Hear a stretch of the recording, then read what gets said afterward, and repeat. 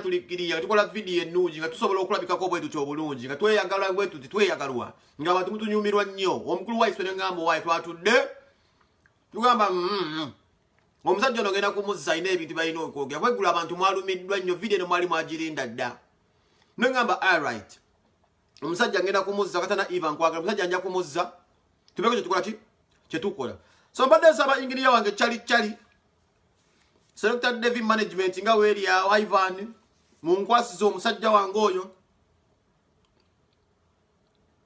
sininga request eyo anko chali kuba kubipesa ebiri ya ujabira babya icon ebibiri omusajja akomewa aberenga asobola okubulira eggwanga so twawadde tulina bitwatereza twakoze kye bayita enkyuka kali safu akatonotono naye nga tuwe basanyo baganda bafawagira people power temugende mu maaso akabonero manvuuli tebababuzabuza waliwo akabondo k'abantu abagenda bagaba obusente sukaali n'okutisadisa abantu kafiu batenga mu kafiu mwenyini batandise kubeera nga bateekamu ebikwekweto by'okubeera mu panda gaali bagala kubuzawo abantu tolemerako tuli ku mulamwa tetwagala kuyiwa musayi twagala kubeera nga tutwala akalulu kantu tutwala President Museveni nga tumujja tumusigukula mu buyinza n'akalulu kati mulimu okukola buviyo bwonna tetwagala violence twagala akalulu Kyagulanyi atugamba nti waliwo sina waliwo atugamba kisoboka olw'ensonga nti yetawaza mu Kyagulanyi mwe twenyumiriza so baganda bange ng'oli eyo beera mugumu ng'okimanyi tuli ku kituufu olw'ensonga betutya be basinga otutya gwe tebeeza otuka okukwatira abasajja nga basabe babizonto abavubuka abatalina buzibu n'okwata sabe kiweewa abayimba mu Nantaba gavumenti eri mu panic bebo naye nga tukozesa mumwa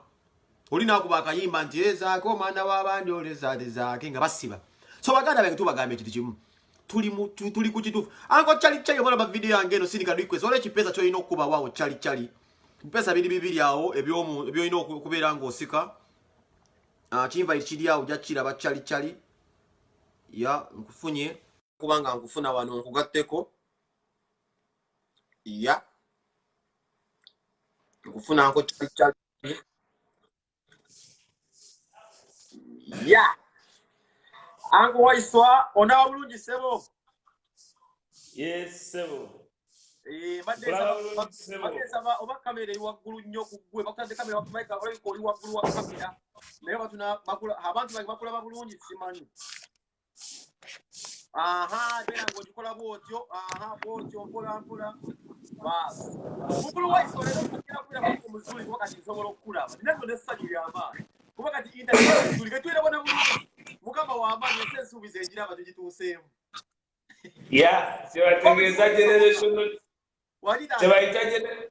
kyebayita generation lyo tegayana nti biganye eyadoptingirawo nemuvinga forward ate nejjange eri better kati kyetukoze nti ffe bwe tulimanya nti ffe bwe tumanya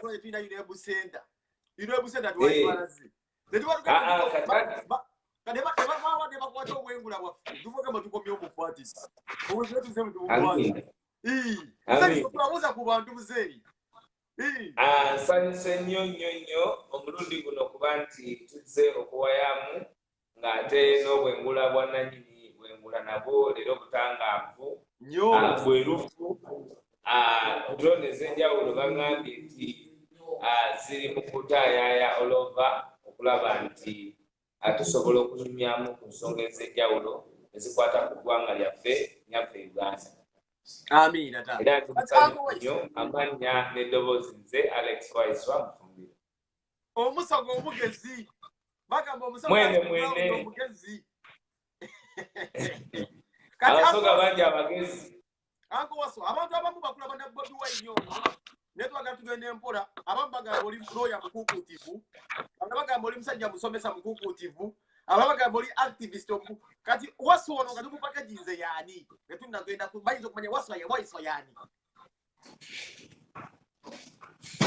nze njagala nnyo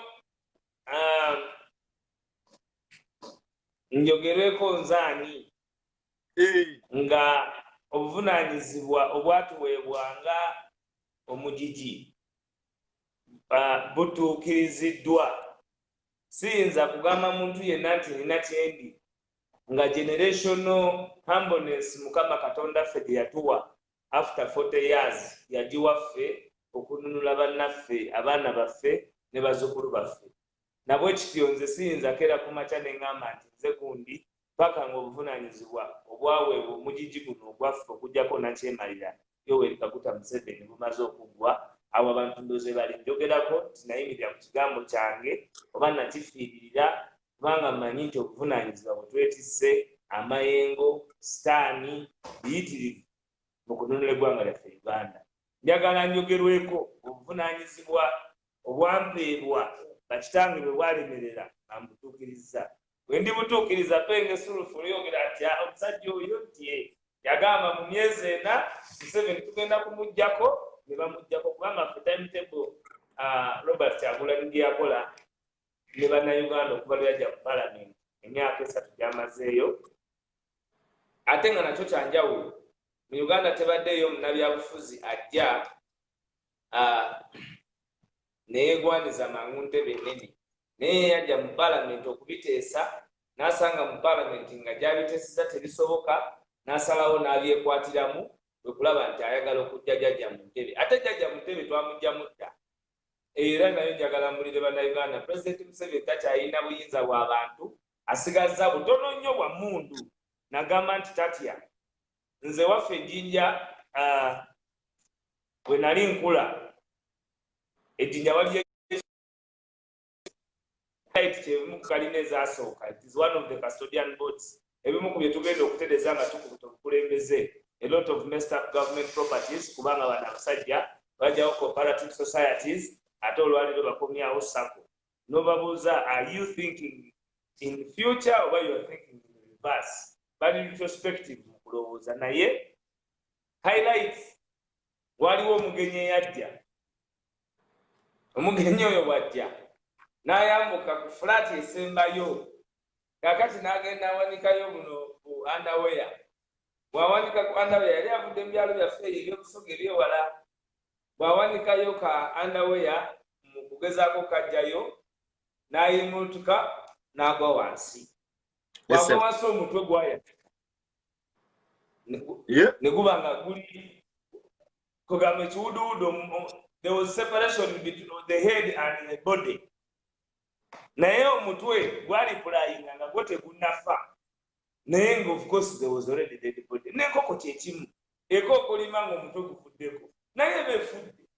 Kati jjajja Museveni ali Moyo State ali kiwuduwudu mutwe guli eri kiwuduwudu kiri eno n'ekyo kikyayogera nti weetuli because ayina amagye ayina poliisi ayina mutabani wa Nkera ku makya n'amugamba kiwayogedde eggulo kyekiriwo naye amaanyi g'abantu agayina agakulembedde ye Bobi Wine Robert Sentamu nga tekimufudde ow'enjawulo kubanga the talent voice.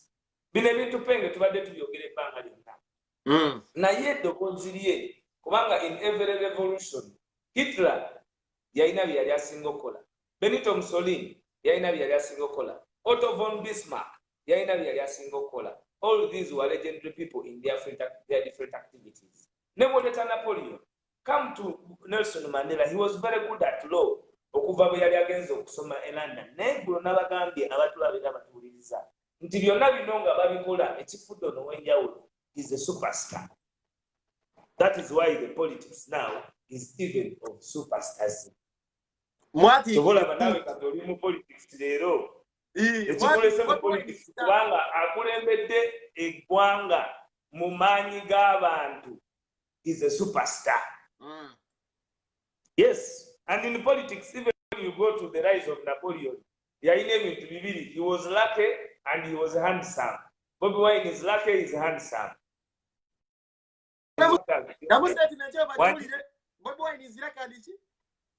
He's lucky and handsome. Just like factors for the rise of Napoleon. Kubanga nze ndi ku revolutions z'abantu. Because people must know we are on a mission, not an election.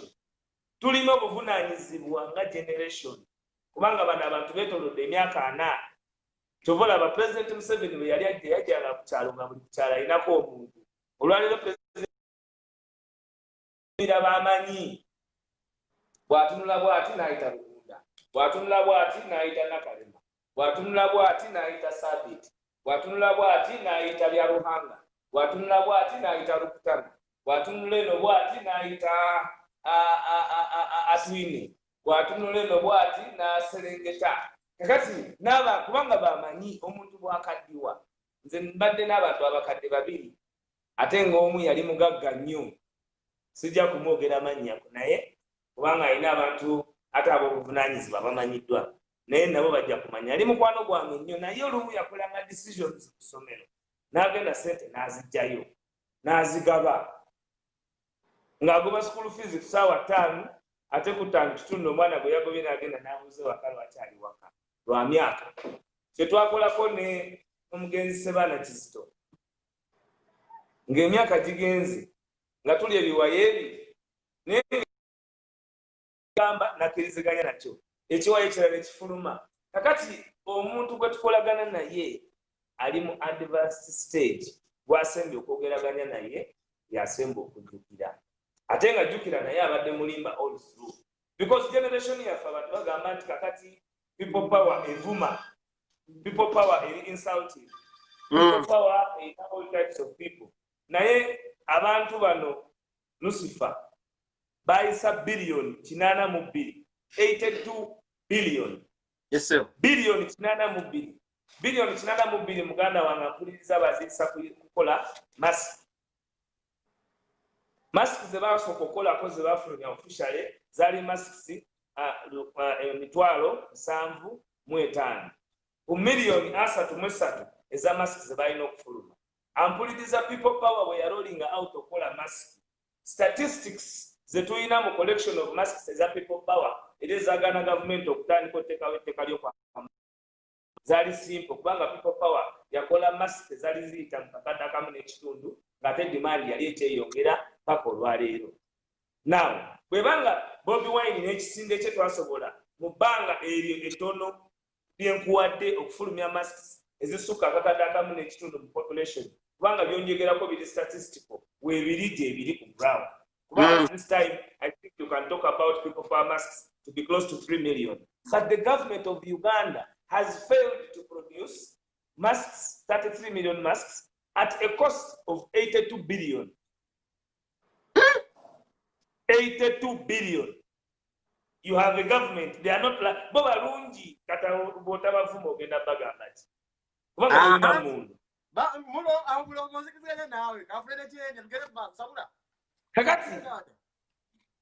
kati mmwe abatuwuliriza bwe njogera ku 82 billion ezo muzireke Nightil ekyuma kya Nightil fe abakulira ejjinja mwena mumanyi mwidde ekyuma kya Nightil ekyuma kya Nightil ekyo nakyo kyali so historical gye tuli kuba buli mwana yali mu primary yagendangako mu Nightil n'alaba engeri gye bakolamu textile n'engoye abaana ze baali bambala kubanga obwo bojjukira ebintu byakwatagananga n'ebyokwambala uniform mwena mwayambalanga jjinja penge bwe babasomesa wano wayambala ku jjinja penge webakako omusuuka lya jjinja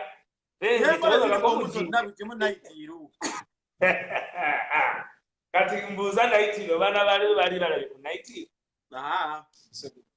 kakati ye Museveni kakati mu kiseera kino bakapitalizinga Nightil ekyuma kya Nightil ampuliriza kyatwalibwa saagala nnyo okudda mu mbeera egamba nti kyatwalibwa naye kyali kyafa gavumenti yafuna grant ya obuwumbi 33 33 billion okuricapitalizinga Nightil mu kiseera kya covid okusobola okukola masiki ze twetaaga ampuliriza obuwumbi 33 capitalization fee mu covid yokka because government ebadde shut down wabadde tewaliwo government employer afuluma bweru wabadde tewaliwo government entity eri operational wabadde tewaliwo kintu kyonna kitambula mu government babadde baliwo for statistics management of the health crisis eyatuhitinga globally naye okimanyi nti budget ya 7 trillion nga bwelina okutambula mu government yonna bagiyisa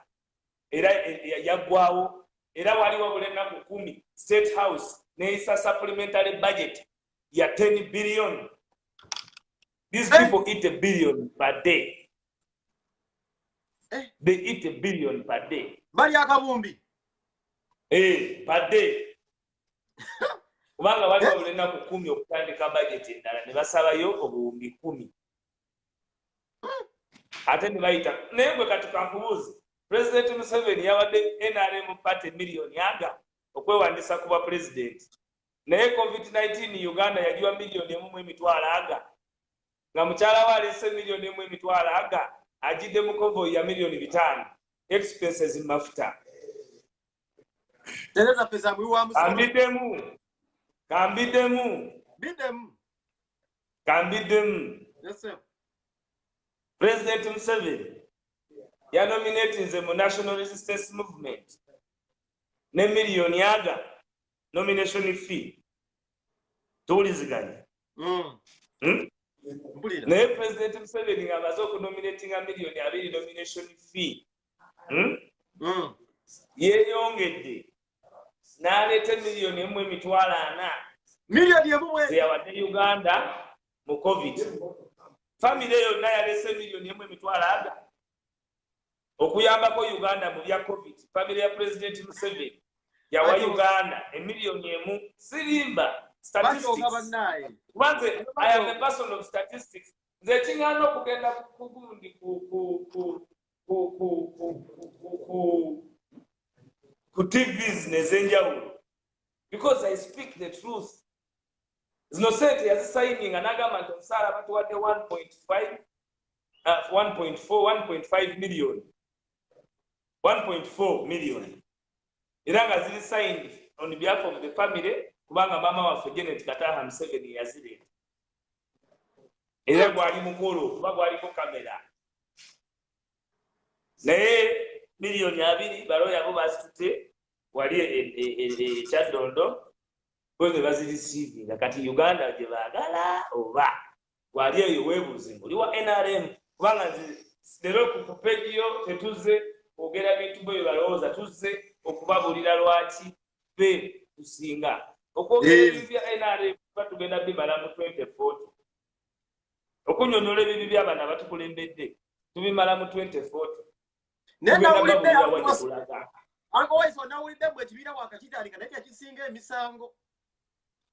kino kyekibiina ekyo tugenda kukinyonyola kyekibiina ekyakakola ebyafaayo tekiba nga tinabada kukwogerayo olukuŋŋaana kibiina kikyemwaguddeho ne bagamba mubbanga ettono kyafunye emisango kinyonyola abagwanda ba ambulera sinna kitegeera zonna gabanyonyola bayinza okutakitegeera tunyonyola ekibiina kikyo kyemwaleese nga mu bbanga ettono kifunye emisango egisinga n'ebibiina ebirala ebyabaddewo bbanga lyonna. Omanyi bwe baali batandika ekibiina ky'ebyobufuzi kye bayita African National Congress kyali kitandikibwawo ba elite baali ba elite people naye inspiration za Africanism ne Pan-Africanism tebakulimba mu Africa yonna zava mu Rastafarian Center ebiseera ebyo bagiyitanga Abyssinia ampuliriza kati abasinga b'osanga bano aboogera kati aboogera ku bachwezi bajja kugamba Ethiopia kati Alex Waiso amufumbira kugamba Abyssinia. Omanyi Abyssinia yabonaabona nnyo basabako Katonda okubaweereza eryato ery'emirembe emirundi 3 nga buli gyali balirese biwoobe naye era mu kugumiikiriza bafuna eyabafuukako eyabawa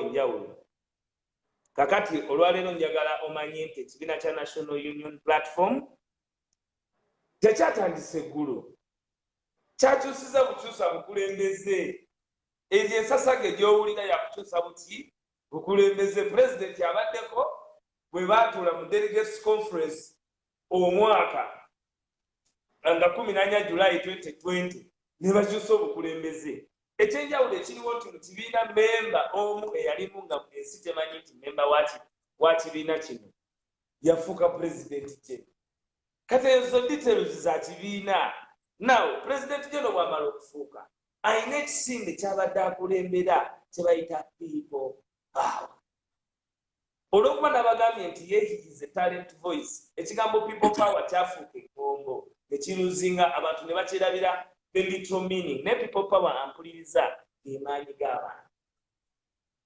amaanyi g'abantu omusogo akoba nti abantu n'amaanyi amaanyi g'abantu ekyo ekigambo si nti kitonde era bonna babadde bakyogera oluusi mpulira abaana byabufuzi bannaffe nga bagamba twatandika people power yaffe kituufu ebigambo muze mubyogera n'ebyali tebirina lulimi lulina magic kati olulimi lwe tukozesezza ffenna okumanya nti the magic ffe tulina amaanyi g'abantu lwa Robert Kyagulanyi Ssentamu. The capacity for all of us to discern, understand, integrate, intellectually analyze all these aspects of governance has been as a result of one individual, Robert Kyagulanyi Ssentamu. Leave it like it. Zenagambye mu 2006, 2005, Betty Kamya yatugamba, nali mpulira because I was following, twetubadde against President Museveni for a very long time. That is why we tukugamba nti kuluna agenda kuvaako. Tuli mu kuzanya with the best player on planet here. Cut mu generation. Budde bwe butuufu myaka gye gimu mu mupiira ye CR7. CR7 omumanyi? Yes sir. Ronaldo. Olaba omupiira. Olaba oyo. Zeri musajja sebo wa Juventus muganda wange abadde ki? Kaakati Bobby byakola mu bino ebya NUP bya CR7 nti yava mu Real Madrid n'adda mu Juventus wano ne DSTV neteekako Serie A. Abantu bonna ne batandika okulaba kubanga ono ow'ebyamagero yali agenze mu Italy kati ne wano mu Uganda ow'ebyamagero ye Kyagulanyi.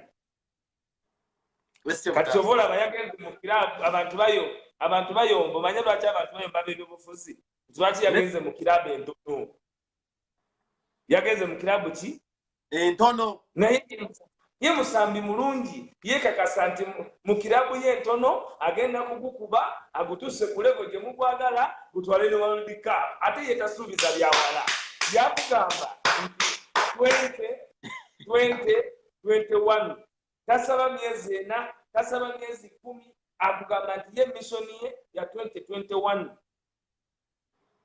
Simple, bino bya generations. We are taking charge of what we want our country to be like. Sagala pengo kumengo olugudo lwasanga olugende Masaka nga lweruti agende Masaka. We can fix Masaka Road mwabagende Masaka mu dakiika 15 nga waliwo tube transport esobola okutransportinga pake Masaka n'okola business so for 3 hours 15 minutes ng'oli back in Kampala netugamba nti somebody is going to Jinja 5 minutes waliwo Nile Express Highway esobola okukwata ku River Nile esobola lwaki River Nile ensi endala zijja nyumirizaamu nga ffe wano weva tetusobola gyenyumirizaamu tulina abantu aba 20th century thinking ng'ate we are the 21st century people.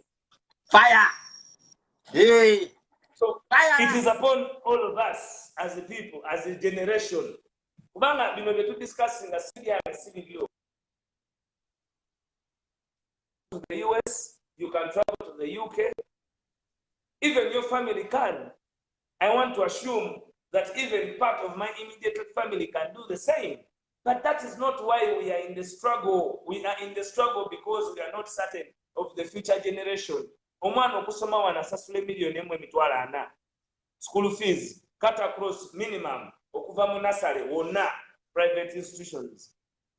Mbulirayo omulimu ogutandikirwako mu Uganda ogwa gavumenti oguwa $1,000,000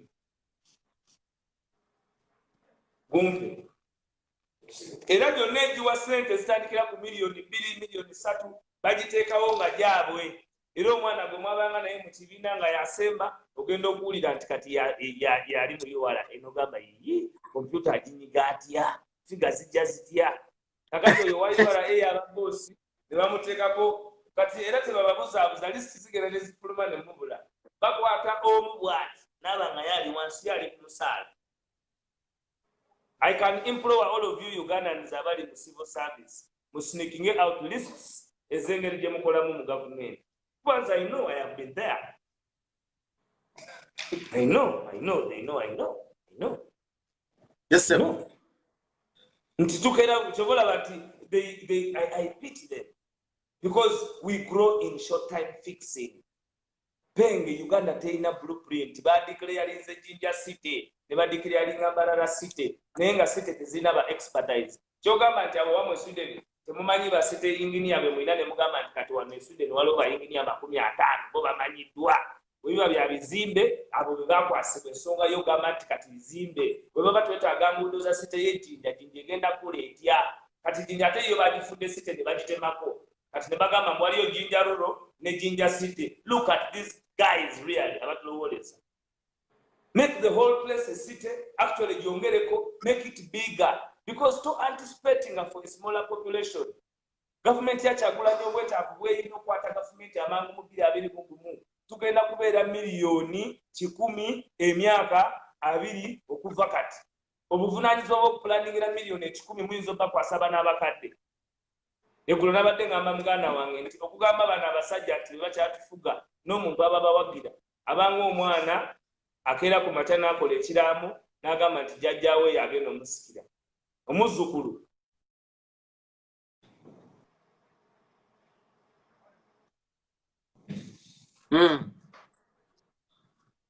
Simanyi oba you get the literal meaning. Oyo mwana taba nabo.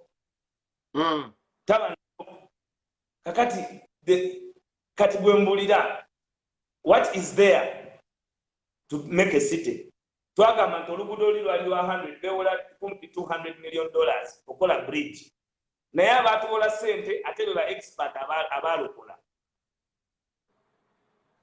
Omanyi eno gavumenti yababbi nnyo wuliriza kino nti kati Mpenge gwogenda okunkolera nina bizinesi gye njagala onkolere gwogenda okugikola ne ssente gwogenda ozimpola n'amagoba gogasalawo. Abo bwe tutakola kakiiko kabakwata nga buli aliba gwe tubuuza ssente nga tamanyi ne bamukubira ku Square mu livunaanaani. Bo balina okubawo amateeka agenda okubuuza abantu ssente gye bazitadde. Mapeera ogimanyi?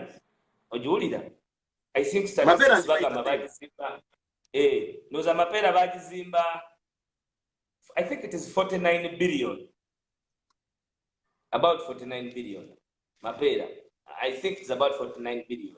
Naye wano bakugamba, okay, tuyinza ogamba 490 billion.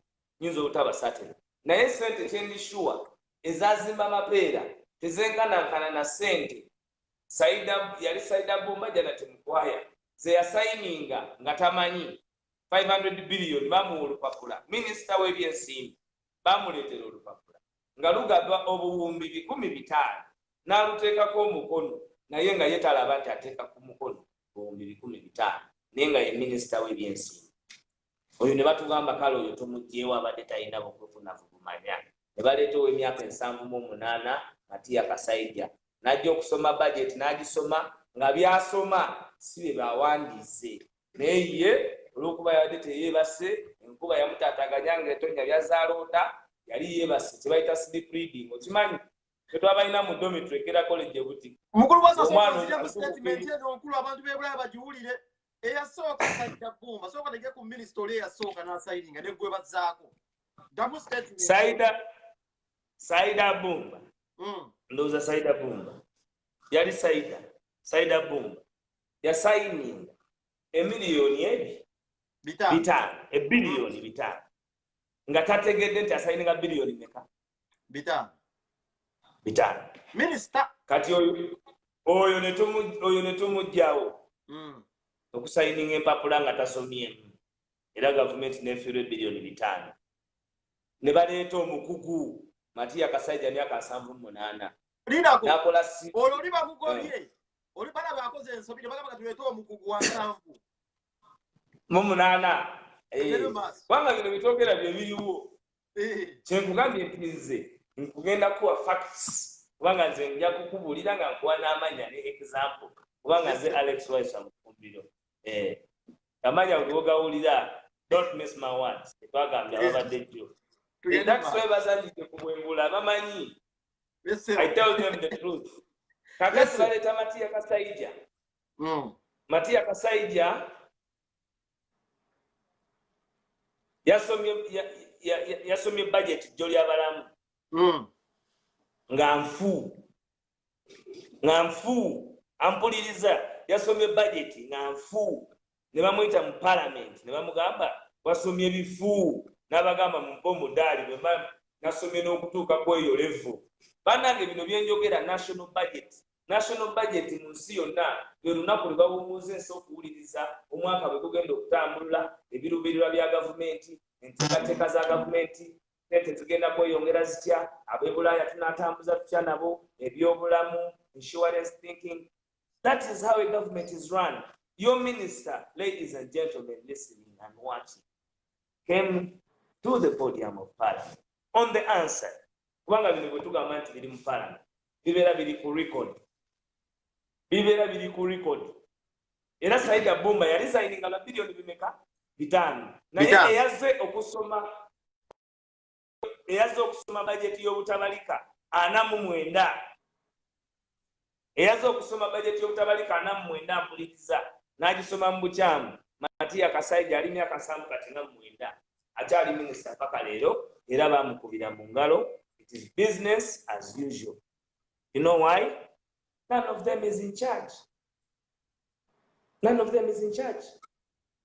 Gwokimanyi nti President Museveni bamuwa omudaali gw'okuba nti COVID amulwanisiza bulungi naye ng'ate bagamba tebasobola tegeka kalulu amazima na bwenkanya olw'okuba waliwo COVID kati omudaali bamuwa bw'ati. Era lwaki abo nga mukutte gavumenti ya generation temubawozesa?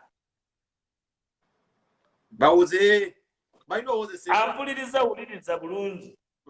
Mwawa President omudaali nti yasinze okulwanisa COVID era COVID amukutudde ku nteete. Singa tubalaba. Kati olwaliro gwe mwawa omudaali tasobola kutegeka kalulu k'amazima na bwenkanya, omudaali twamuwa gwaki? Maama alitwala kadaga niwe wakubiriza parliament tukobere.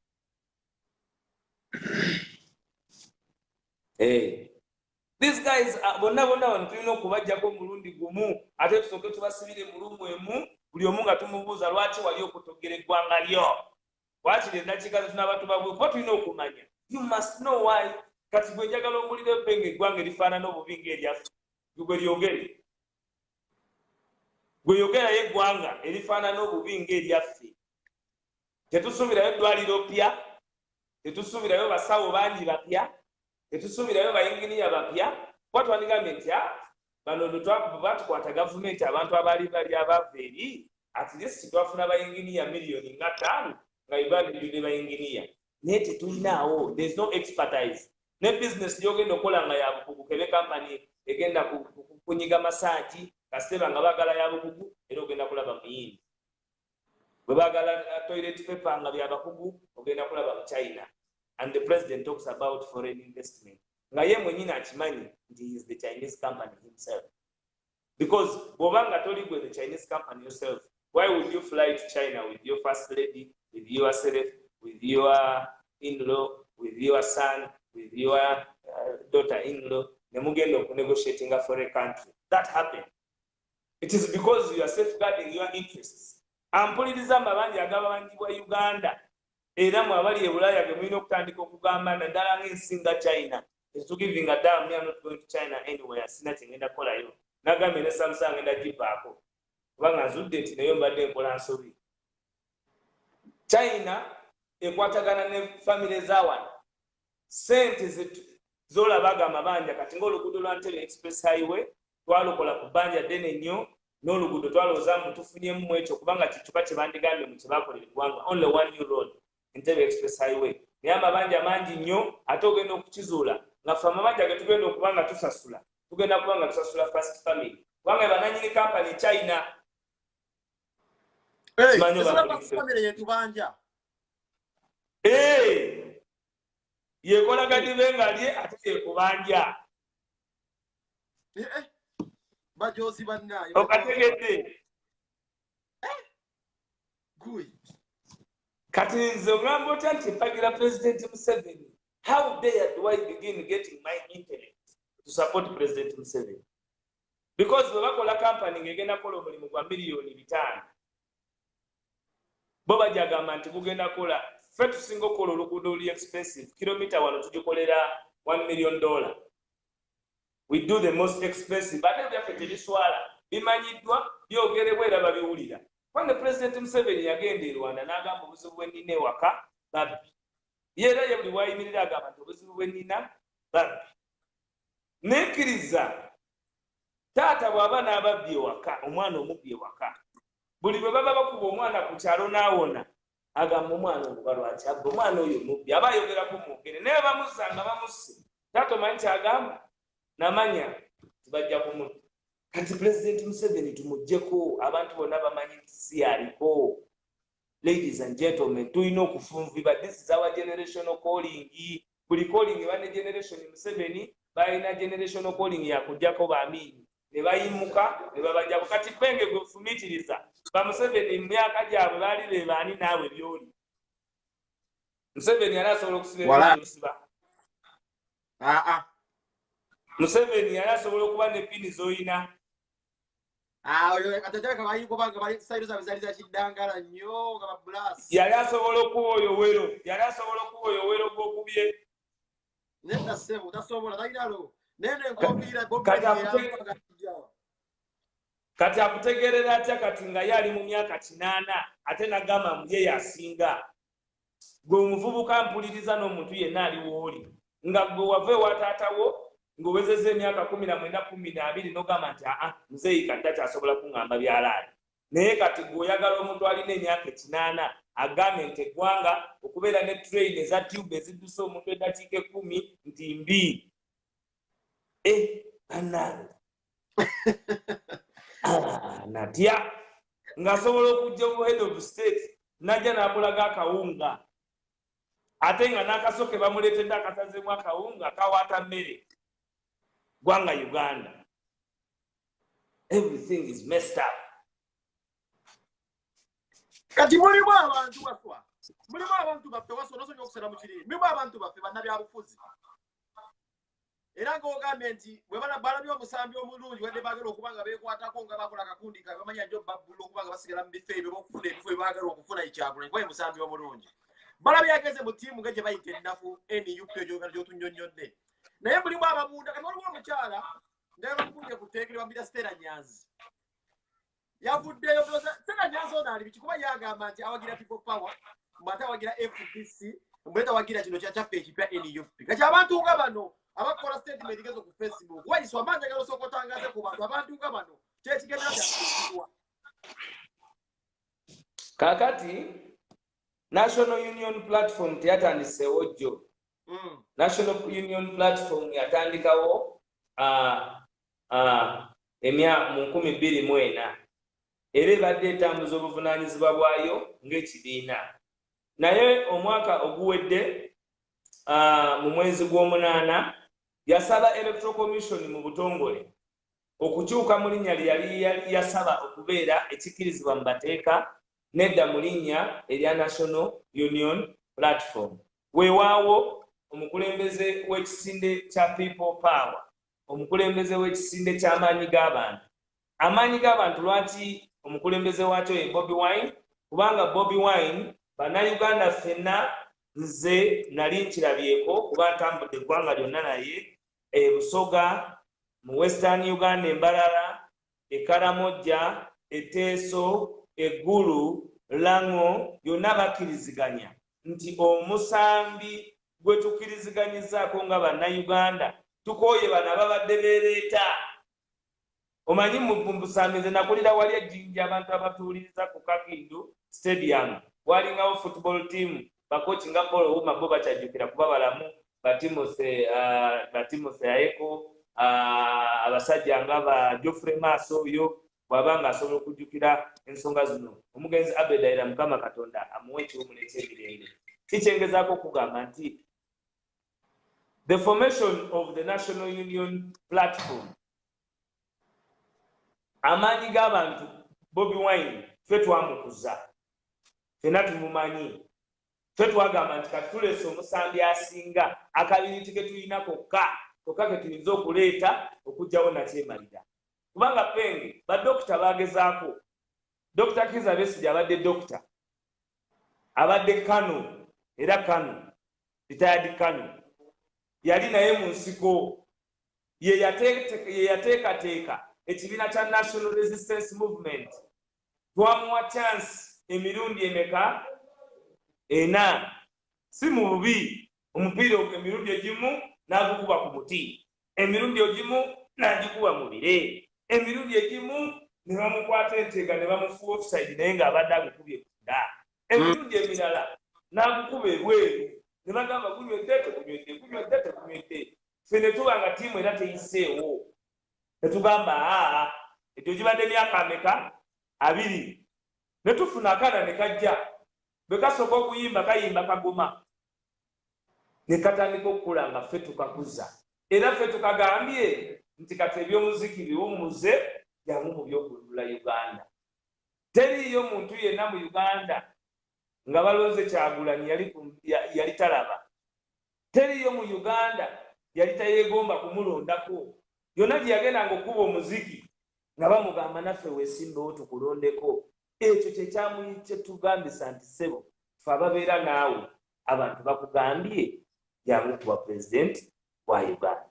Kati ekimufuula ow'enjawulo ampuliriza kubanga nawulidde Stella Nyanzi nga baagala okumanya ekyawulo ekigamba amaanyi g'abantu. Lwaki ye mukulembeze w'ekibiina w'amaanyi g'abantu kubanga ke kabonero k'amaanyi g'abantu. Ampuliriza mufune bulungi. Akabonero k'amaanyi g'abantu olwaleero ye Honorable Robert Kyagulanyi Ssentamu kubanga ye yekka asitudde ebirowoozo byaffe gwe tugamba nti genda obagambe nti muwoozi toli mulangira wano mu Uganda n'agenda abyogera. Olina omulala gw'oyinza obituma Penge. Gwe twabikwasa gwe tutuma. Kakati ffe yatugamba bikwase Kyagulanyi ne tukwata omugugu ogugwe ne tugumuwa era ogugwe tetugumubanja. Wawulidde gano amapesa g'NUP ge tuliko kati gatabudde ensi yonna yayuukumye bweti kubanga buli omu yali agamba nti bamanyi engeri bwasambamu nti batuta abasambire bonna ab'oku lusegere kati aweddemu nga buli bwagenda ku mmeeza y'abakulu bamugamba toli defiant enough kubanga kati tuteesa naani. Nakaba bannange ffe amaanyi g'abantu ffe generation ffe people power yeffe Bapenge yeffe ba Sauda Madada yeffe Bawaiswa yeffe Bambogo yeffe Baselekta yeffe ba MCDT yeffe ba Ivani yeffe ba Eddie Mutwe bali bagamba ng'amanya gemwogera ffe banubianiri nga bagamba mmanya kyabo gemwogera nti mwena mumagala gavumenti kisoboka. Bapenge nti bani abagala nti Penge yaa oyo bibiri agala gavumenti yange kakabona yeffe ffe bakyali yeffe bakyali bannange mu bakyali ababadde South Africa tewali kyemugamba ggwanga era bonna nga basuubira empapula temukola ki tetuyina abo tebalina mpapula bayaayi.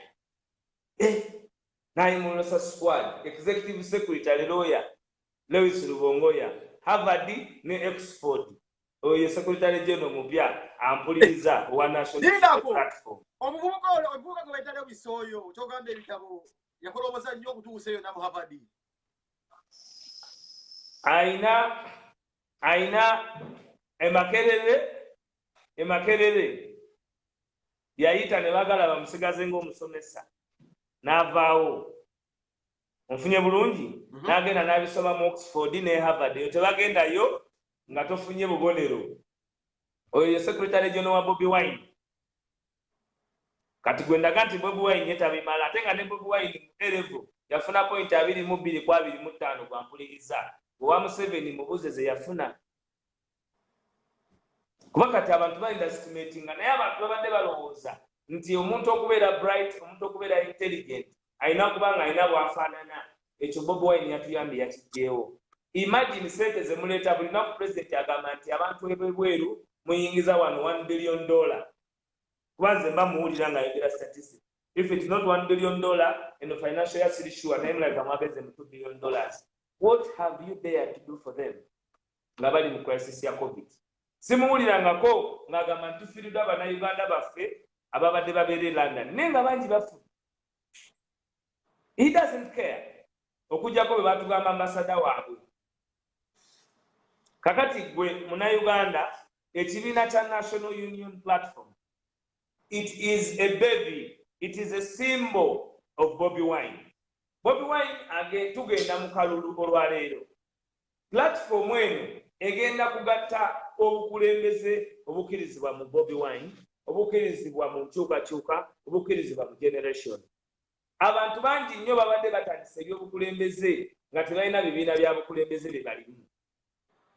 Nawulirako nga gwe wali mu FDC. nnyo anti kangawe nkugambye ebiseera ebyo kati nga ogambye Ronaldo wetanda jatwalinawo ba Ronaldinho kati ebiseera Ronaldinho oyo tiyali Ronaldinho yali Luis Figo. Ronaldinho yatwala ku bikopo, Figo yatatwala kale sio anti yatwala World Cup. Kakati National Union Platform ye motoka ey'ebyobufuzi mu nkyukakyuka ya Uganda 2021 kubanga president yabagamba nti fena tufune endangamuntu. Kati bwe tumala okufuna endangamuntu buli omu abadde atubuuza akabonero ke mugenda okukozesa. For example, waifa bw'oba ogenda kwesimba ejjinja ogenda kukozesa akabonero ki? Bwe nkozesa akabonero aka Umbrella mba ngasse ku Kyagulanyi kuba Umbrella ye Kyagulanyi. Ampuliriza Kyagulanyi wanjawulo nnyo kuba line pressure lyeyanyize lya gavumenti eddako. He is already thinking next when in government. Kubanga tuli mu kyebayita parliamentary democracy. Njagala mpuliriza mutegere bulungi ku nsonga ya National Union Platform. Omukulembeze abatutte mu parliamentary kubanga ffe tufugibwa by the Presidential Parliamentary Act. Eteeka erironda tobola ba president bamulonda mu kiseera kyekimu n'ababaka ba parliament. Kakati singa tubadde tugenze mu kalulu Honorable Kyagulanyi omwagala w'abangi generational leader eyasalawo era eyalanga nti ffe bwe baalagira ng'amaze okuwangula kalulu mu 2021 February oba Butonya oba Gwaka kubanga bino ebya Kyagulanyi tebikyali byakuwangula katuli ku byakulayira alayidde atya. Era penge njagala boddamu okumbuuza ombuuze Kyagulanyi tumulayiza tutya okuwangula ffe tusalawo wano. Yagambye abantu ngenda kujja njogere ku leediyo tewalabye ejambo zimuweebwa. Ate yasiimwa e Busoga, yasiimwa Mbale, yonna bamutubanja. Ab'Embalala baagala kutta bantu bagamba muleete ffe tulage nti naffe twakola ki twasalawo. Go abakuwakanyanga babagizi baabwe bo bamukiriza agende Embalala ffe batuwe lunaku ne luba lwankya kuba waffe teyeetaaga birango ke kabiriiti ka Uganda. The matchstick. naye aliwo agambye wano Stella Nyanzi ono naye ali influential waliso oyo omwogera ku njibusawo. National Union Platform tugenda kumugattira omwo kubanga nga bw'omanyi yes yajjayo empapula za FDC naye ne Shamim Malende yajjayo empapula za National Union Platform. Kakati tujja kusalawo owa Umbrella Kyagulanyi gye banaatikirira kuba pulezidenti n'ono ate alina ekisumuluzo ky'okunasa tugende n'ono oba tumuwe ne ttiimu ye kubanga uniform mu kisaawe ky'omupiira kibaamu uniform bagamba abaaleedi mubeere eri n'ababbulu. Feeno tulina akabonero ka Umbrella n'emmotoka za njawulo. Kati Malende ono yaani? Benz. Malende yaani? Benz. Wangi? Malende yakolanga ali mu People Power. Mukyalo omuwulira. Simumanyi bulungi. Pulida w'abaana baffe wano. Shamim Malende pulida w'abaana baffe. Naye eyo si ensonga mbadde ngezaako okulaga People Power.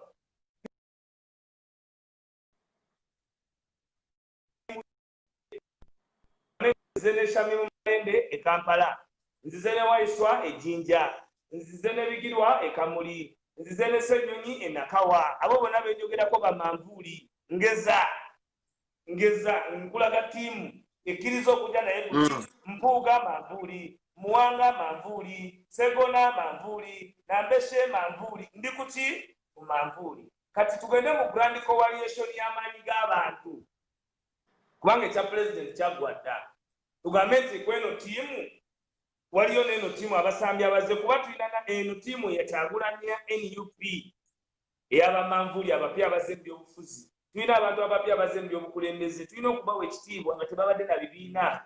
Kati abo bwe bagenda okutambulira mu ki juzi nabadde nkebera mu mpapula ng'ekawempe waliyo omwana omuvuzi w'empaka omwami John Barrows nga naye asabye eki okwesimbawo. Tulina abantu bangi nnyo abakyali bakaawo abakyatambuza emirimu gyabwe egya gavumenti abatanabakulizayininga abakyagenda okutwegattako nga bo tebagala kujja mu FDC tebagala kujja mu DP gye mbadde nga expert emyaka lya bbanga ddene tebagala genda mu Jema naye nga bagala okuzanya ne Kyagulanyi. abo Kyagulanyi abatereddewo ttiimu yaabwe the National Union Platform abo bamanvuuli.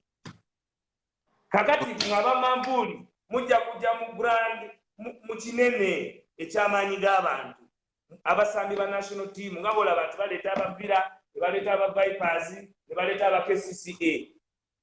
Kakati kati vira ya Kyagulanyi express ya Kyagulanyi ye NUP kati zijje ku national team ye bayita people power amaanyi g'abantu. Kati awo ku maanyi g'abantu tujja okusalirawo ti Samimu ono engeri gyali mwana muto amagulu gombi galemera yajja okusobola okulwanira ensonga za Kampala. Stella Nyanzi oli mulungi nnyo nedda ku bench ne bench oba musambi era oba oli ku national team. Kakati ebyo si byakati. Kati National Union Platform weewaka ye simbo eya Kyagulanyi kubanga abadde talina kabonero ngera buli bagenda buli muntu abuuza naye abantu n'obuwagizi bwe mulina bonna akabonero mugenda kukozesa ki? Kakati olwaleero Bbenge gwe ne bw'olinya n'okomawo e Kampala ng'oyagala okwesimbawo gwe tukubuuza oli muntu mukulu oyagala kubeera mu NUP oba osigaddeyo mu FDC? Okyali mu FDC oba oli wa NUP? Bbenge mbuuza gwe. Ate munnange mbagala kwesimbawo ngamba nze ndi wa NUP olw'ensonga sola sambayira ng'omugulu guli eno mulala guli eno. Kiri simple. Kati ye Stella waddemba okusambira mu ttiimu gy'akola ki?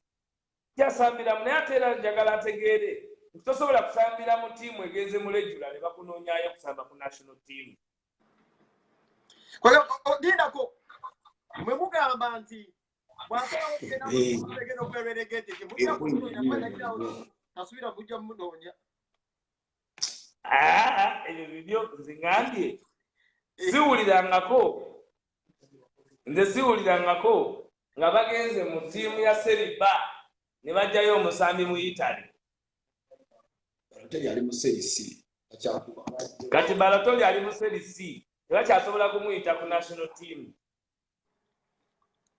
National Union Platform ke kabonero ka umbrella. Ekyokubiri olwaleero singa tukwata gavumenti gwa mpuliriza nga bannayuganda bwe bamaze okusalawo nkulaga lwaki President Kyagulanyi yeetaaga obugalo mu pesa lyanyize na lwaki kyasatiza bannabyabufuzi. Kati bw'oba omusambi lwaki onenya omusambi omulungi ogenda mu ttiimu ennafu n'atajja mu ttiimu yo y'amaanyi bw'aba nga abadde si wa mugaso. Kubanga bonna babadde bamwagala. Bonna babadde bakola ki? Bamwagala. Naye kati bamuvunaanagamba nti naye babuuza Neymar nti ku PSG ne Real Madrid olagawa n'agenda mu PSG. Bwe kibeera omusambi omulungi yasalawo. Katono waffe twatandikidde mu kisinde kya mu motoka political vehicle. Muwulirize ebigambo by'obukulembeze bye twogera. Political vehicle. Because this is a revolution. Ffe tugenda kujjako President Museveni. Our bigger task is a mission. But in the mission, mu revolutions, muba kye bayita sparking points. Bwe muba mwasoma French Revolution, oba First World War, the double murder at Sarajevo. Yali double murder of Sarajevo, yali Louis Ferdinand, ne mukyala we bwe baali bava Kabaga. I think Kazube Bashir wabagwa wali ajja kunzijukiza. Kakati tulina factors nyingi kyobola President Yoweri Kaguta Museveni atugamba nti ye alaba ebigenda mu maaso nga byanjawulo n'akalulu kyobola bategeka ka 1980 katolwalira abantu ba NUP baganya bawe empapula kubanga President Museveni abadde ayagala ajje nga Kyagulanyi independent era nga tuli ba independent azanyire muli atufulemu ba independent bangi ebyo Kyagulanyi yabibuuse hata tugenda kusengejja hiyo face na ya nini hiyo ya Penge kweli hiyo ya Penge chaya we pita kadi yake iko wapi ya NUP we pita tugenda kati kusengejje emisege tugirabe tobola bajikayana kuba luli tubadde tugasse buli kimu kati tiimu ye esuusudde tiimu erina okuba ne 11 esamba kati abamanvuuli bagenda kuba Kyagulanyi bajja nabo ku mmeeza kwabadde bamubuuza tiimu yo yeriwa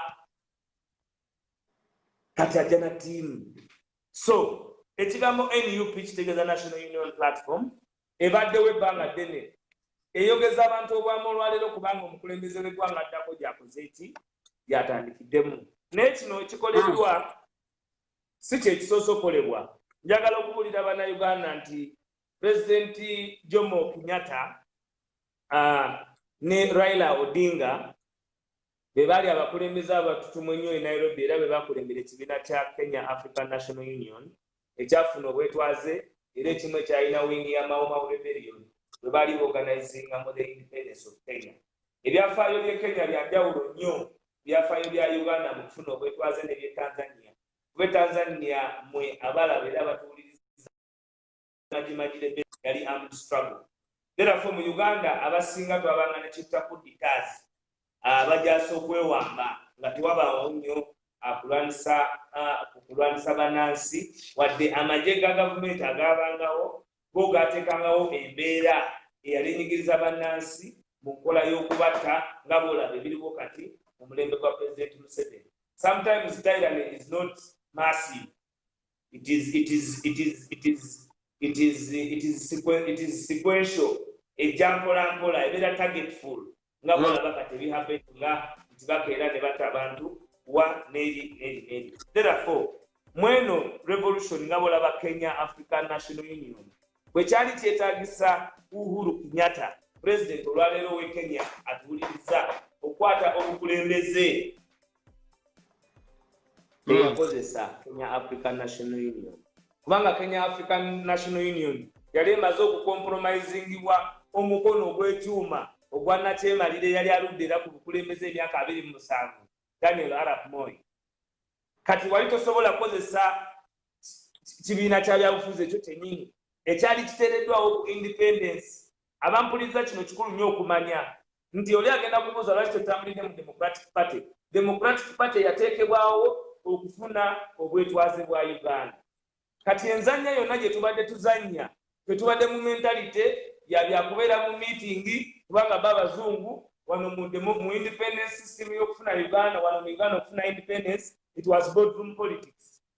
It was boardroom. Tumitige ku Lwokusatu, tumitige ku Lwokuna, tumitige ku Lwokutaano. Kati DP bwe tutyo bwe tutambuza ekibiina bwe kityo nga muyina Nakyemalira nga Museveni musobola ozannya naye nga ne mu kibiina ekyo ye yalimu amanyi bwe kizannya bw'afuna omukisa nga we muli abakulembeze baakyo abagamba nti mu mitingi zammwe temujja kumala kudde naye awo kubanga abaayo bwe musindika omukulembeze waakyo amala essaawa 9 ng'alinze omukulembeze gw'agenda okuggyako bw'aba ng'alina MP amuteeka ku kadaala ke n'amwogerera.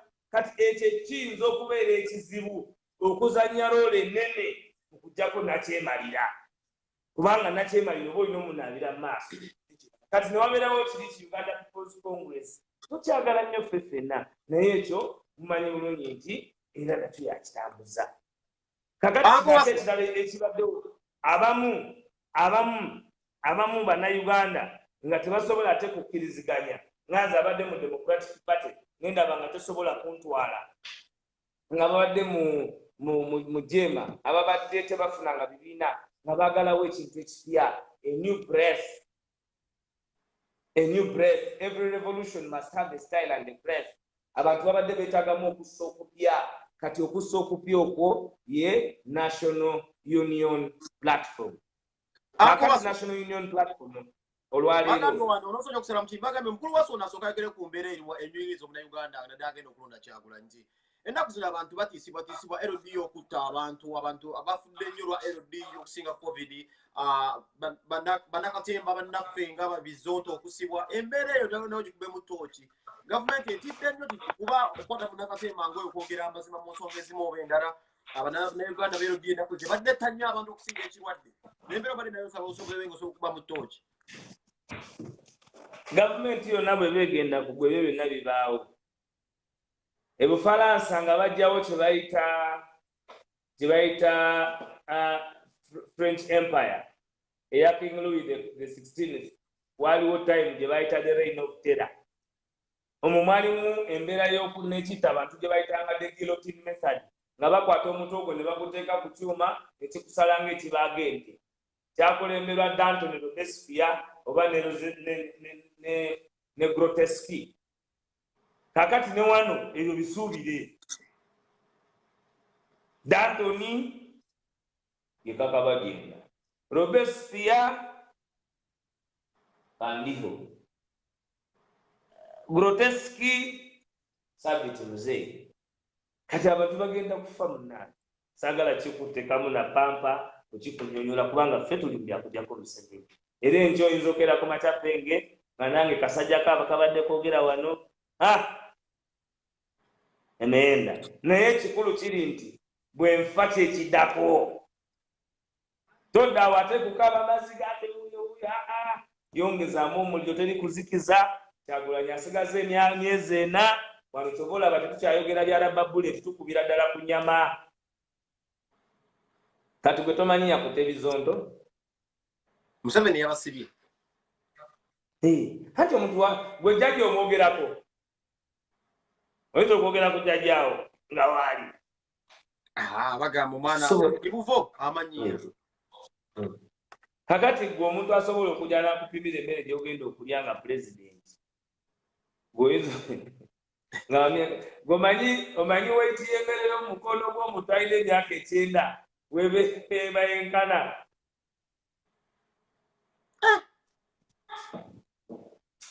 Kakati ekintu ekikulu kye mbadde njagala okumaliza nakyo kya National Union Platform nti advantages z'abantu abawuliza lwaki njagala mulonde era mugende mu National Union Platform y'emmotoka ey'enkyukakyuka y'ebyobufuzi. Temuddamu ebyo ate musigale mu DP ate temutawanya Kyagulanyi mumba mumukkiririzaamu ate lwaki tuzanyira mu kateni muve mu bibiina byammwe mumwegatteko mu National Union Platform kubanga bwe boogamba nti mukulembezeewo ate ye lwaki omubuuza gy'akutwala. Kyogereko olwoba owalira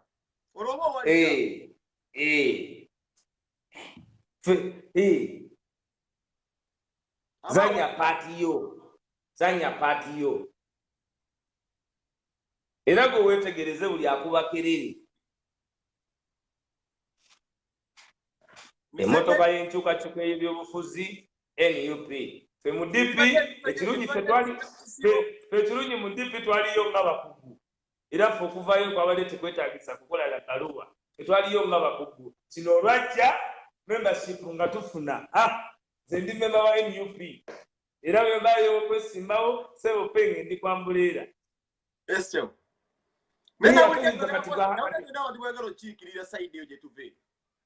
Nze abaana bange mbagamba nti nze ate saali kwambuleera. Ambuleera ogimanyi bino byakutereza nsi, enguudo mpya, infrastructure mpya, okuzimba kupya. Ensi yaffe efaananeko ng'ensi endala.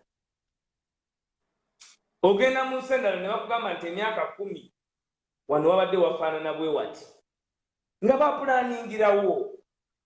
Naye bano batugamba tupulaaningira abaana be tuzaala naye ate bo tebatupulaaningira ng'eggwanga. Emyaka 35 what has the NRM government given back to its people? Bwe twatusooka enjala okutuluma emmere yabadde tetuyitetesola gituwa naye yajjawo cooperative unions ne cooperative societies ezayinanga silos ezaterekanga emmere for the market. Olwaleero agriculture product zirina permit okuzikolako. Ewaffe Busoga okulima ebikajjo bw'omala okubirima permit olina okuba ne permit okubitunda. Kati okusanga omuntu alina permit ogenda okwesanga nga bantu balembeka Kadaga speaker bantu era baba Museveni. Kati abantu waffe Busoga babonaabona tani ez'ebikajjo tani y'ebikajjo egula $7,000. Ampuliriza tani ze kilo 1000 naye nga yali ku $28,000 naye nga lwakubanga mwajjamu bulooka ono abeera ne permit wa NRM. Kati kitegeeza nti ne bwe tujja mu bukulembeze kino ekibiina kya NRM kyetaaga ku extinguishinga. They do it all over the world. When power changes, people who have sinned against the country dismissively like these people extinguish their party and their entire lineage. It has happened in the world. Kakati NUP is the vehicle to reconstruct a new ideology of our country. Ensi yaffe mu small fixing. Penge bujano mu Uganda buli kimu boyina okuba mu nesendeza change ngeri bona kimala. Era bakubuuza nti watuuseeyo kyojja kukifuna. Kubanga mu kintu kibamu quick time fixing. Museveni batuutukola. Tetulina nguudo nnungi. Gwe njagala ompeeyo wantu wamu wali oluguudo olulungi mu Uganda. Njagala abo abali ku line bakuweeyo oluguudo bolo lwekakasa nti lulungi wano lumejalinge standardize ensi yonna. These people, they are not exposed to Begomba, they have not taken us to another level.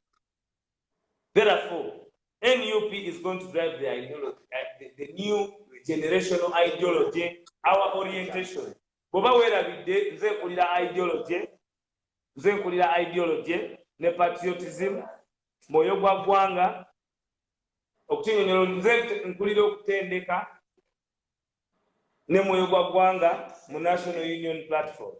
Era mpange nkalira wala soko demwe kifo kyo gokolotya bakitegere nze nkulira okutendeka training ne moyo gwa gwanga mu kibiina kya National Union Platform. Era ndi kadi namba 10592 mu kibiina kya National Union Platform. Muli bangi. Tetuli mu byakugezaako. To strategizing Uganda gyeraga. We are promising Ugandans. Twagamba abasoga president yabagamba nti bwe munaaba mugambye nti agriculture gye mwetaaga yalikajjo, we shall give you factories nga zammwe zaba local investors. Sente zammwe mwabalimu mwe benyini mwe bananyini company eri ekola sukali. Kubanga sukali ebikajjo bivaamu sukali, bivaamu spiriti, bivaamu sabuni, bivaamu omunyu, bivaamu n'amasanyalaze. Kati omulimi w'ebusoga bamugula ttani 1000 emitwalo 7 newulira products eziva mu byabawaddeyo.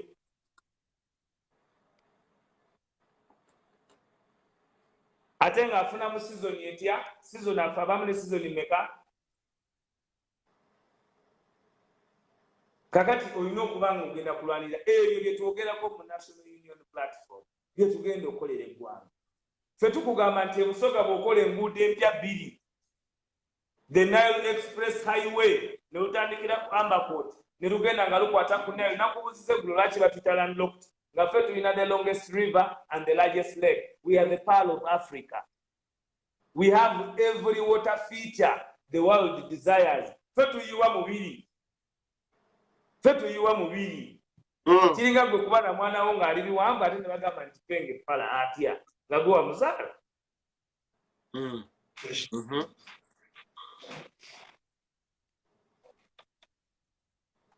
So, National Union Platform is the political vehicle of people power. Negwe ampuliriza ng'ab'ekyadondo bwe bamanya nti ku ballot tebagenda kupiikinga Bobi Wine, bagenda kupiikinga Kyagulanyi. Era nti Kyagulanyi officially yali ajja ng'akabonero ka ssaawa. Olwaleero Kyagulanyi ali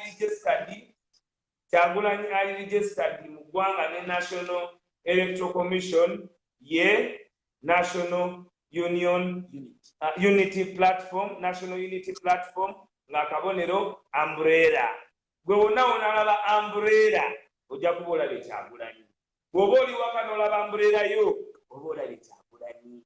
Bw'oba oli ku mulimu ng'olina umbrella yo oba olabye Kyagulanyi. Bw'oba otambudde ng'olina umbrella yo oba olabye Kyagulanyi. Kati luli mbadde mugamba enkofiira nzibu. This is the symbol of the revolution politically. The political symbol of the revolution. Government getasobola kukayanya lwaki ogiyina the umbrella. Ye umbrella. As simple. Tekiriko otusobali ebibuzo bye babuze ebingi. Kubanga kano akalulu twagaana okuwuliriza abaprofesa. Era olitajja nagamba nti nze ndi Dokita Makerere, eyo dokita bonna twabawa emyaka 3 nga Museveni atuliko atufuga. Tetukyawuliriza abadokita. Simanyi Dokita Makerere. Oli kuseera Nyanzi. nkubuulira nzanti naye yagira okujjako mwera gwe olina byaffe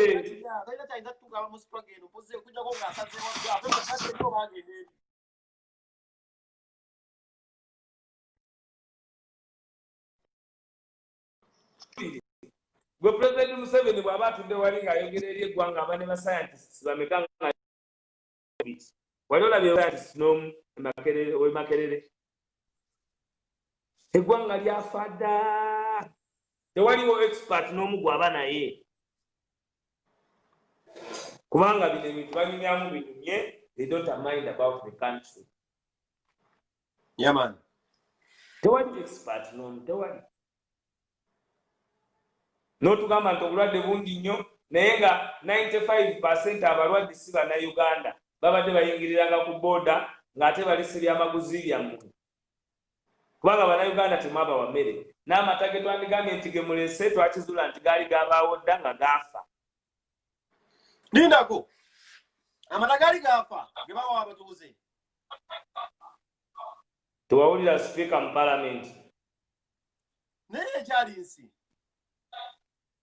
ate naaga amafuta baagabawa nago baageewa ne bagatwalira ebisolo byabwe waka. Tomanyi nti covid abaddewo ewaka covid anyigiriza bannayuganda waliwo batanyigiriza gwe kyogamba nti abatunda ebibanda golowooza emmotoka tebaguze empya omanyizi UBG ziri mu kibuga UBH babadde basuubula ki genda olabe abantu abali mu kuzimba omwana omusanga gwani nti nze gundi sente zivuddewa alina emmotoka miliyoni 5 nti kiki nti abadde ate kakiiko aka covid akabadde yentungamu sente n'omubuuza ti mwe mukola mutya mu covid muno amagoba gwe wasuubula ki bajoga banaye waiso bajoga genda bajoga ate era bwe bamala okugula emmotoka ne batugamba ffe tulekere okujja nezaffe mu kibuga abaana bayiga okuvuga era babaana baabwe mu covid bano abaali bayiga edda basigala eka bano ne bayiga enguudo nga be bazirimu kubanga ne essential services be bazisigalamu kololo bazungu bagizimbanga mu kusulamu bakugu kati bo batwalawo ne bateekamu mabaala mu gavumenti y'abantu bano buli kirungi bakijjawo emyaka 35 uliriza emyaka 35 basangawo amakolero ne bagatunda kati bagamba bagazaawo basangawo leirwe kubanga ffe jinyala kunyumiriza sitole ya leirwe olwaleero leirwe bagamba bagenda kuddamu bagiteekewo luli yali teyeetagisa basangawo eyasula leero mumanyi nedda tumusiime atya tunnyonnyoyo atya ebyo biwanvu mpenge wo Uganda Railway ayi bali babba ne babba n'ebyuma by'omu ttaka oluguudo baalulya gomanyi kyebayita okubba ne mubba n'oluguudo kuba babba ebyuma mwadiweya eya tuleigi naye n'oluguudo ne balubba eyo Uganda Railway kati bagamba bagenda gizaawo Uganda Railway bakagirirako trillions mu kumpi ngezi mu date tetutandikangako wadde okuzimba omwala okuva mu 2010 eno gavumenti erina projects yatandika mu 2022 paka kati nga teziggwanga kati abo oyinza okubagamba nti balowooleze omwana wo penge mpozi nga ngamba talidda wano kuba aba alidde agenda kusanga ki ewaffe Jinja Hospital bagizimba mu 1925 1920 bano bazimbye eddwaliro ekyebusoga ekyenkana Jinja Hospital emyaka gye bamaze mu gavumenti emyaka 35 emyaka 35 abachwezi kati abachwezi emyaka 30 kakirani kabachwezi aho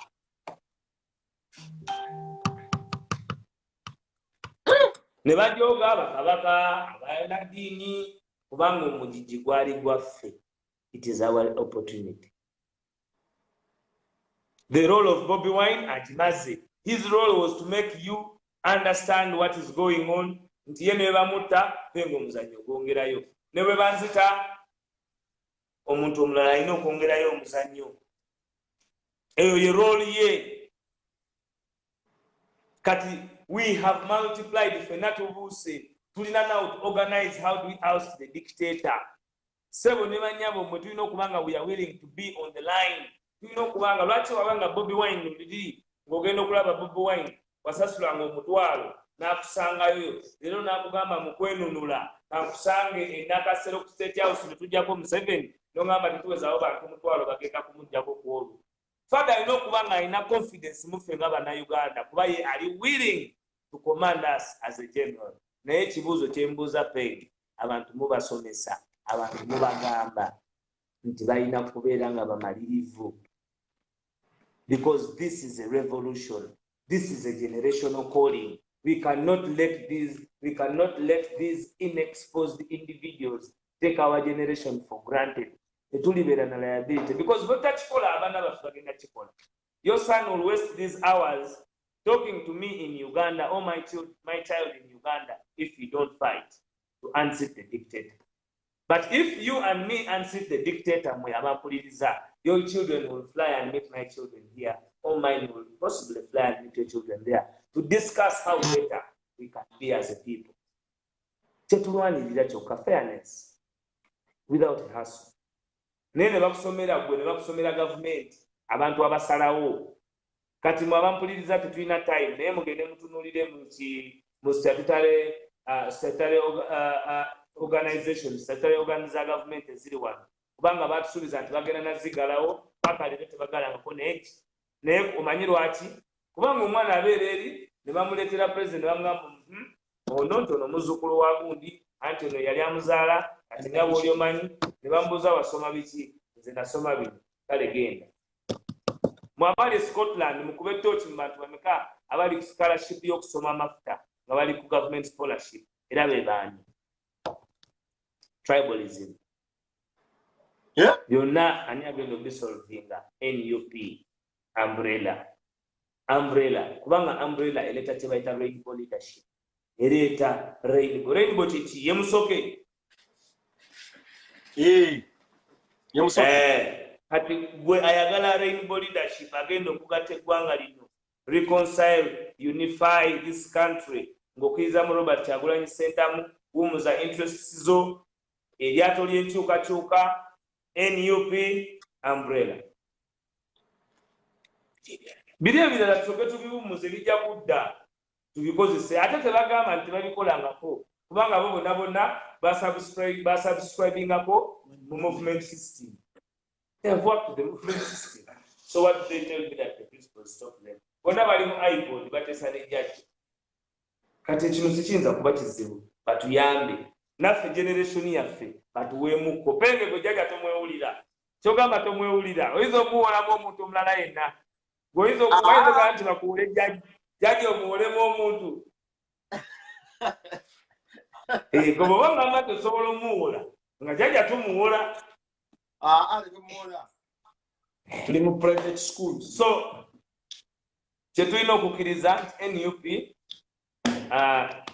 wagirabye yagobeseza abantu 8 electoral commission tekyaliwo nga bababuuza empapula zayita zitya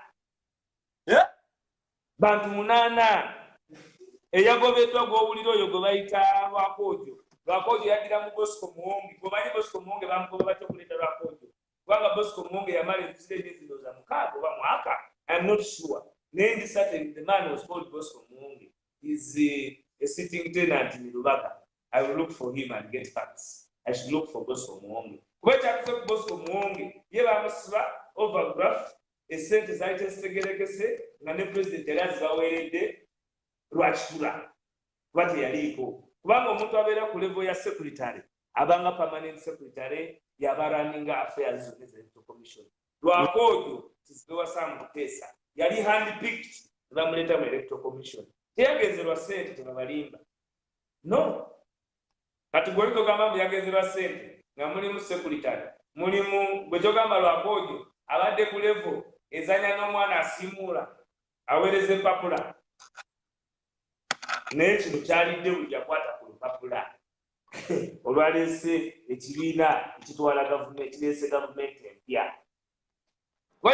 yali amanyi bonna bali bamanyi nti amasomero ge tugenda okusambiramu gonna ga gavumenti baba bali awo omwana yawandiisa erya private mulindi mwerifi era abawagizi ne bawanga ne bagamba buwe jjajja lwakojo kumaca kuolwo namwe agenda siya sente kati nze ng'ongamba nti ekibiina nkiveeko ekigo byateekateeka akalulu waffe Kyagulanyi yatugamba ffe tugenda okateekateeka ebula emyezi 4 abadde agamba nti yateekateeka mugobe kati nze mugamba oli mute mukwate ambuleera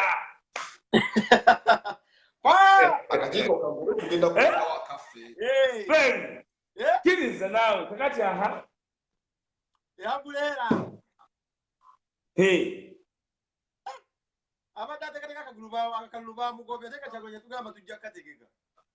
yatugamba ffe tutegeka ateekateeka abadde atugamba lwakojo nti yabimala ne talemwa bagobe kakati ate nze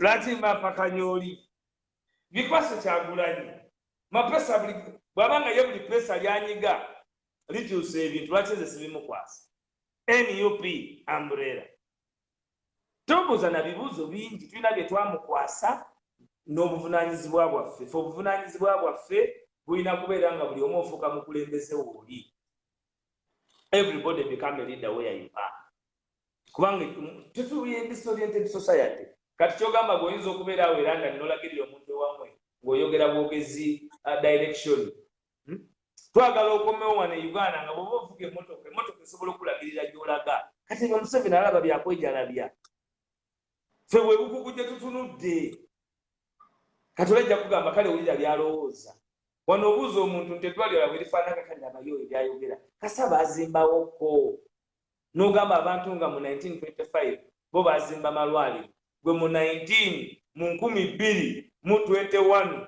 nga gozimba kiriniki ng'ogaba ambulensi za dabo kabini za boda nga gavumenti enamba esaba emmotoka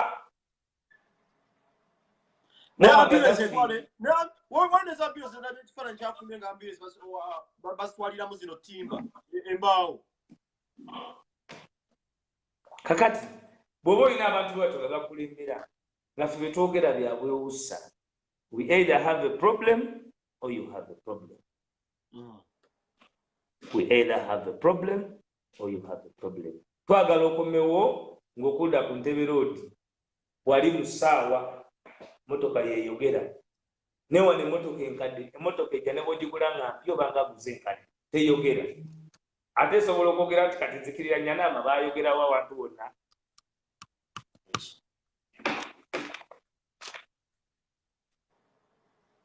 so ekibiina kya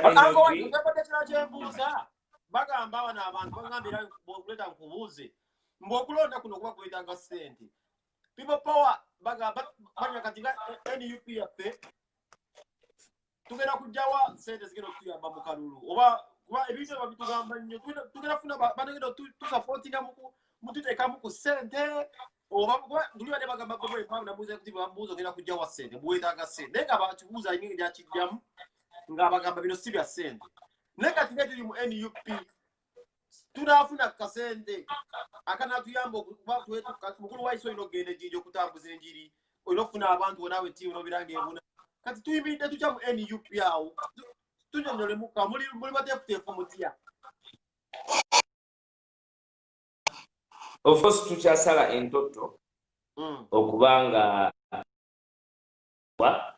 obubeera n'ebyetaagisa mu kujjako nakyemalira era nga wamu n'ekyo omwo mubeera ensonga y'ensimbi ofiisi ya president yakisanga n'obwetaavu era neteekawo omukyala gwe bayita Aisha Kabanda okugikwasaganya nga deputy executive secretary okulaba ebintu gye tugenda okitambuzaamu naye era njagala ngambe abatulaba era abatuuliza nti kyamazima NUP maanyi gaba kigenda kubeera kibiina ky'abantu bannayuganda.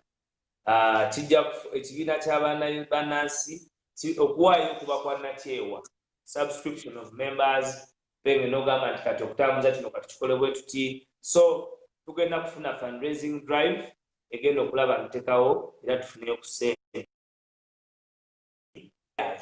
abaagala enkyukakyuka mu ggwanga kubanga enkyukakyuka era ziba funded everybody. Naye tetwagala olutalo lw'okujjako President Museveni kulizingomya nga twesigama ku buvunaanyizibwa bw'okubeerawo ssente, kubanga ssente si kyekikulu. Togenda kuba na ssente zisingana kyemalira, tulina kubeera na buvumu.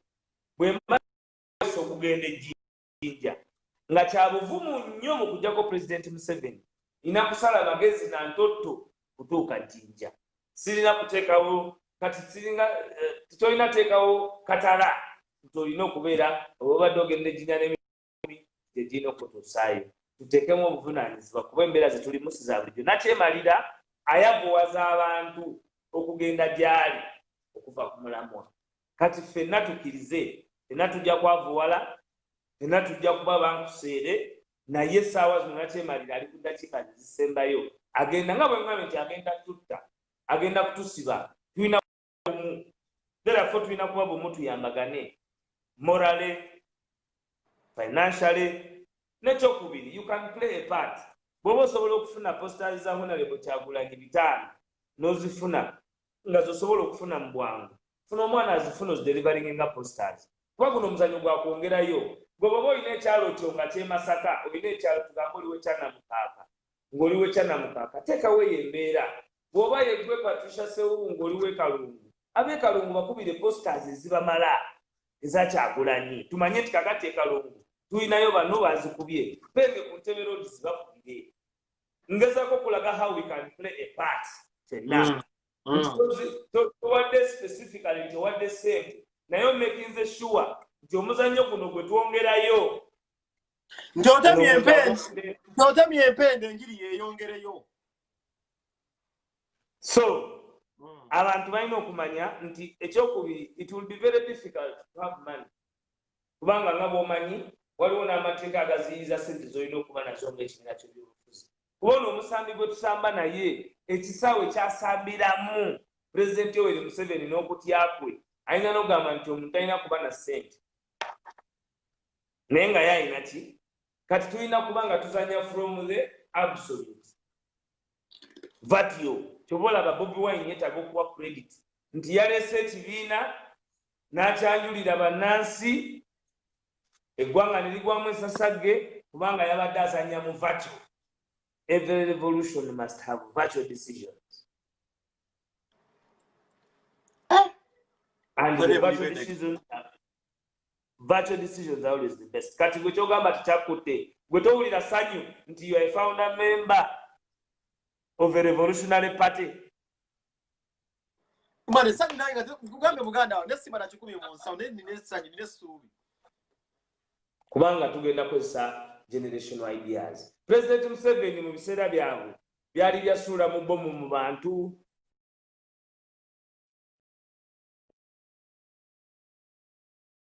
You need a revolutionary talent. Kyagulanyi Center, Bobi Wine, you needed that one, and you must use him to adopt the new trend of revolutions that have overthrown the dictators. For example, Sudan, Omar al-Bashir,